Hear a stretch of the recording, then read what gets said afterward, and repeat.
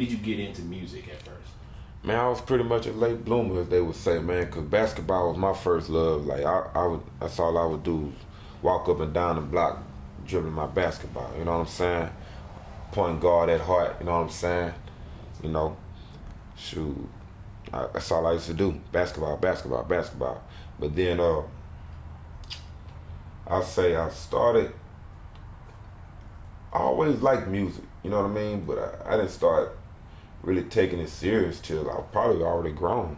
I was probably like 18, you know what I'm saying, a little bit after high school, and had this job at Convergence. Actually, my brother and I, shouts out to Savar, my older brother, we had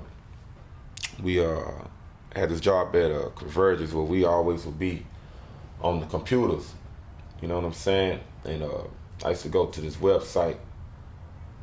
What was it called? I think it was rapmusic.com, and then there was another one called rapboard.com, and they had what people would do what they call keystyles, you know what I'm saying? People would just, you know, type their flow in or whatever. So I originally got on there on some trolling shit. Just being real, I'm being real, man, because I was like, man, look at these lame ass niggas, man. I just got on there on some trolling shit, like, man, you know, battling or trying to diss niggas or whatever. But then I got bit by the bug as far as like, shoot, you know, I was playing around. People was like, man, that was kind of dope. I was kind of, you know, it was a bunch of East Coast dudes on there though. You know what I'm saying? So, you know, I always could write as far as like, rather, you know, stories or whatever. I always had imagination. So, you know, I started taking it serious. You know, I think I had changed my little my sign-in name and everything, and started really taking it serious. And I started doing a little key styles or whatever. And because I seen they was doing the metaphors and stuff like that, and I knew how to do it. That's kind of why, you know, I started doing that to try to get, you know, reactions or whatever. And it worked, you know what I'm saying? So eventually I had so I was working at Radio Shack one while, you know, right here in the hood, you know what I'm saying? And I had knocked off one of them little cheap $5 mics or something. I started doing the audio. I would download, you know, an instrumental from Napster or some shit, and start doing the little audio flows or whatever. And that would get, you know, good reviews, whatever, because then we would battle with audios too. So, you know, I did the key style battles, and it was so thorough that I was set up, because you know, somebody else do a little key style, then you'll come with your key style, and then everybody, the next day, somebody, you know, whoever was the moderator, they'll post them up in the same thread, and then people will come in and vote. And I used to take it serious, you know what I'm saying? Like, shoot, I rushed back to work because I ain't have no computer at the house. You know what I'm saying? We never grew up one in the house or nothing, which looking back, it's stole, you know what I mean? Like, every kid got a computer now, but never had a computer back then, so I would get to work a little early just to fuck around on the computer and see if I won my battle. And I used to be winning the mugs, man, and you know, whoever got the first three, you know, whoever got first 3 votes, I guess, win. So it went from that, then it went, you know, I used to go to, that was on rapboard.com, then I went to where they had more, it's another website at rapmusic.com, had more traffic.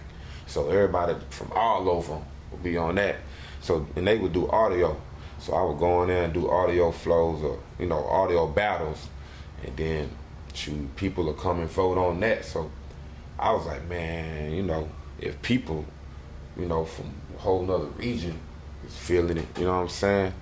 Man, maybe I need to take this serious. So I went and did, I said, I'm gonna go do my demo. You know, nobody noticed, but I couldn't find nobody, I couldn't find no studio on the north at the time that I was just comfortable to go to. Man, I went way to dead end, man. It was a studio off of I wanna say it was Scott and Selinsky. Yeah, that's dead end. Yeah, and I'll never forget because Big T was there, and I always wanted to run back into him and tell him, because I remember it was a label that owned the studio. It was called The House. It's called The House. You know what I'm saying? If I'm not mistaken, I want to say it was called The House Records or something. But There was a few artists over there, and I think I know Big T was over there. A few more artists over there, but you know, they would sell studio time in the mix to, you know, doing their recording or whatever. You know what I'm saying? So shoot, I went over there. And actually, they had it to where you couldn't. If I forgot how they did, they had it where you can go down there and just, if you was just dropping one track, you couldn't go down there and do no track, then dubs, then all that. If you just was doing one track, you know, I think it was like $15 an hour or $25 an hour or something like that. And I was just, you know, a kid, like 18, 19, you know what I'm saying? So I went over there. I remember I had I was so nervous, man, because all them niggas was real rappers, man. Like they had already, they was, you know, a real label. So I made sure I was just studying. I had like 10 flows.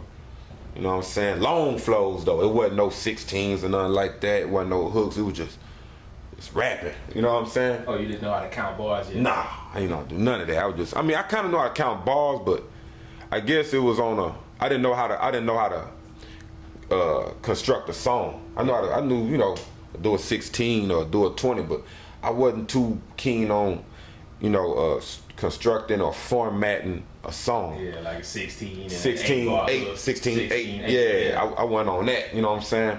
So, man, that was just, you know, and then, you know, shit I was listening to, you know, niggas just flowing anyway, you know what I'm saying? You know, Swishahouse, SUC, and I come up on and just listen to them flow, you know what I'm saying? So, I remember I just went over there and shit, boom, drop one, you know what I'm saying? You couldn't, like I said, you couldn't go back and dub it. So, you know, if you messed up, you could just do it again. It was just a bunch of one tracks. So I did that. Then I'd be like, yeah, put another one on. Boom, I have my paper. Let's go. Woo, woo, woo, woo, woo. Put another one on. Woo, woo, woo, woo, woo. Just dropping them hoes. And yeah, man, I used that demo. When I made that demo, it was like 10 tracks. And I think I uploaded a couple of them up. And I started making copies of that. And I remember I sent demos to every label in H-Town. Nigga, I sent one to Swishahouse, Dope Highs, Rec Shop. Nigga, anybody that I was doing, I sent one to Done Deal Records. Like, I don't give a damn. Nigga, it was essay labels, whatever, you know what I'm saying? And it was, you know, I just remember nobody hit back. I was like, man, you know what I'm saying? So, actually, what it was one day that I forgot my transportation was fucked up. My car, you know what I'm saying? I ain't have a way to school. I forgot. I think my grandmother had dropped me off at school that day. But my boy Tino, he was coming to pick me up. I had called him to pick me up. You know what I'm saying? And when he came to pick me up, you know, he knew I was trying to do the music thing, whatever. But I was telling him, because while we was getting ready to roll off, I think I seen T-Farris walking out. T-Farris always walk around North Harris. He was with Swishahouse, you know what I'm saying? So he wear his chain, of course, you know what I'm saying? But back then, you know, none of the Swishahouse acts was on the front covers. So we didn't know how they looked, you know what I mean? So I ain't know, shit, for all I knew, he could have been Slim Thug, Big Tiger, Big Pick. I ain't know who he was. So I would always see him around school, you know what I'm saying, with the chain on.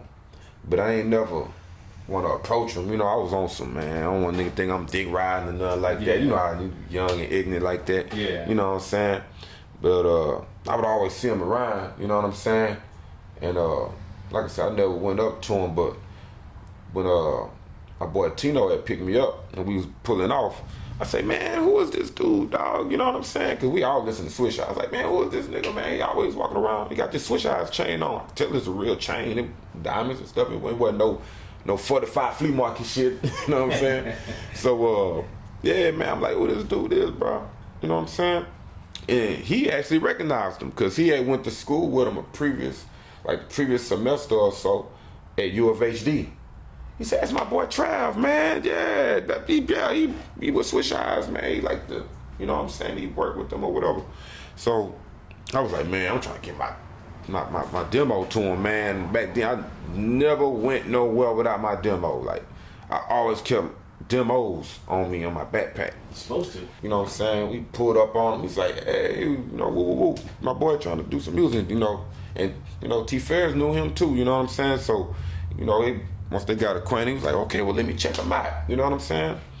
So, I remember being nervous. Like, I wanted to give him my music and let him go with it, you know what I'm saying, and check it out in private. You know what I'm saying? Because, you know, at the time, like, because, you know, the way my style was, I didn't know how he was gonna take it, and I didn't want him to crush my confidence, you know what I'm saying, right then and there. Yeah. So I was a little nervous for him to listen to it in front of me. You know what I'm saying? So when he said, well, shit, at first he was taking like he was gonna burn with it, but then he was like, well, shit, man, let's check it out now. You know, and my boy Tino, he had one of the, we used to call one of the white boy systems, old Mobile One systems, so this shit loud, so he go, so he say, man, pop it in it, man. So he popped it, I was like, ooh, shit, oh, we like it. So, man, sure enough, my boy Tino popped it in, you know, he just flipping through tracks, and T-Farris like, okay, yeah, okay, you know, you got a little different style, you know, kind of East Coasters or whatever, man, but yeah. So I'm like, dang, he like it. So he was like, you know what I'm saying, Watts got a tape coming out. He said, I can't make no promises. You know what I'm saying? Looking back, I can see why he said it, but he said, I can't make no promises, you know what I'm saying? I'm let Watts check it out. He said, but my boy Bull, you know what I'm saying? Shouts out Dirty Third, you know, 33rd Records, DJ Bull. Yeah. He said, my boy Bull, he working on the tape right now. He said, now I can almost guarantee you he'll let you put your music on, you know what I'm saying? I know if he hear this, I can almost guarantee it. So I was like, bet, you know what I'm saying? Like, I'm finna be on the mixtape? So I was like, shit, you know, that's what's up. He said, yeah, my boy Bull in Huntsville, woo woo, Freestyle King. You know, and I had heard about him because I had a partner who, my boy Kwasi, he used to always jam Freestyle King mixtapes, you know what I'm saying? And I think, you know, I had heard him through him, you know what I'm saying? So I was like, bet, whatever, however. So, you know, we ended up linking up another time after that, and we went to Huntsville, and sure enough, you know what I'm saying, I met DJ Bull, and I think he had already heard the music already, and shoot. That's another time I was nervous, you know what I'm saying, because we had, he already had the studio set up over there in the ballroom. Everybody in Huntsville, y'all know about that ballroom. You know what I'm saying? He had the studio in the back. You know, I remember the first time I went down there, you know, I rode down there with Trav. And, you know, had the whole Freestyle Kings there. You know what I'm saying? You know, Charlie Tight, Coop, you know what I'm saying? A few more guys, you know what I'm saying? I don't think the youngsters was there, but, you know what I'm saying? All them boys was there, and I remember being nervous again, like, dang, you know, because I hadn't only been in a real studio but one time, you know what I'm saying, just doing my demo. So I remember doing my verse. I had wrote a verse already, and I remember going in there and, you know, just being just nervous than a motherfucker, man. But she ended up knocking it out, and that verse went on to be on what is now, then I was Texas Takeover by Freestyle Kings. That came out like November of 2001. So, man, you know, and that was just a big blessing to me because, you know, it had, you know, Lil Mario, J-Dog, Youngster, Zero, I want to say Trey, like everybody that was popping then, you know, and still popping today, like legends, you know what I'm saying? Yeah. So, you know, and he actually put my name, you know, my name was on there with all of them, Magnificent, you know what I'm saying? So that was big, man, you know what I'm saying? I'm always grateful to Bull for that, you know what I'm saying? And Dirty Third as an organization, you know what I'm saying?